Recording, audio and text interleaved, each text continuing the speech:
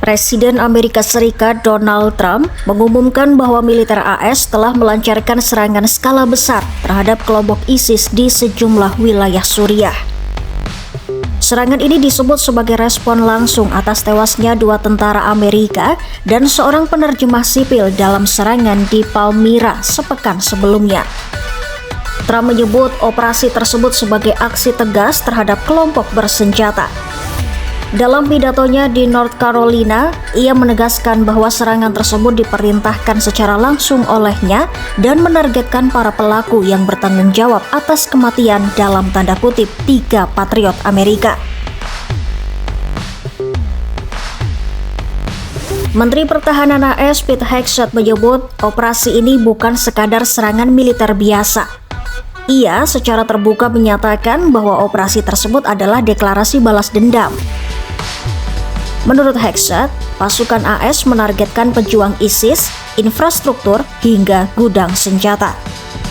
Ia mengklaim banyak anggota ISIS tewas dalam operasi ini dan menegaskan bahwa Amerika akan terus memburu musuh-musuhnya dimanapun mereka berada. Operasi ini diberi nama Operasi Hawkeye Strike, sebuah pesan simbolik bahwa AS akan terus mengawasi dan menyerang ancaman kelompok bersenjata. Serangan AS menyasar wilayah tengah dan timur Suriah, termasuk provinsi Homs, Deir az-Zor, dan Raqqa. Militer AS mengerahkan jet tempur, helikopter serang, serta artileri dan meluncurkan lebih dari 100 amunisi presisi ke sekitar 70 target ISIS. Warga di Palmyra dan Raqqa melaporkan suara ledakan keras dan jet tempur yang terdengar sepanjang malam. Meski tidak ada operasi darat, serangan udara ini dinilai sebagai salah satu yang terbesar dalam beberapa waktu terakhir. Tak hanya Amerika, Angkatan Udara Yordania juga ikut ambil bagian dalam operasi ini. Keterlibatan Yordania mempertegas kerjasama regional dalam memerangi ISIS, mengingat negara tersebut pernah menjadi korban serangan ISIS pada 2015 ketika seorang pilot Yordania dibakar hidup-hidup oleh kelompok tersebut. Militer Yordania menyatakan operasi ini bertujuan mencegah ISIS menjadikan wilayah Suriah sebagai basis untuk mengancam negara-negara tetangga. Menariknya, pemerintah Suriah yang baru justru menyatakan dukungan penuh terhadap operasi militer AS. Trump bahkan menulis di media sosial bahwa Damaskus sepenuhnya mendukung serangan ini. Kementerian Luar Negeri Suriah menegaskan komitmen untuk memerangi ISIS dan menyatakan terbuka terhadap dukungan Amerika serta koalisi internasional.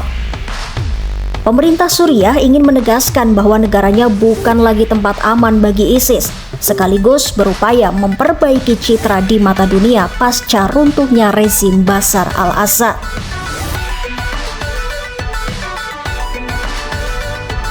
Meski ISIS telah dinyatakan kalah di Suriah sejak 2018, kelompok ini masih aktif melakukan serangan sporadis. Sekitar 1.000 tentara AS masih ditempatkan di Suriah untuk memburu sisa-sisa kekuatan ISIS dan mencegah kebangkitan kembali kelompok tersebut. Serangan terbaru ini menjadi pengingat bahwa ancaman ISIS belum sepenuhnya berakhir dan konflik di Suriah masih menyisakan tantangan keamanan besar, bahkan setelah lebih dari 1 dekade perang saudara. Iya, operasi besar-besaran AS di Suriah menunjukkan bahwa Washington tetap memilih pendekatan keras terhadap kelompok bersenjata.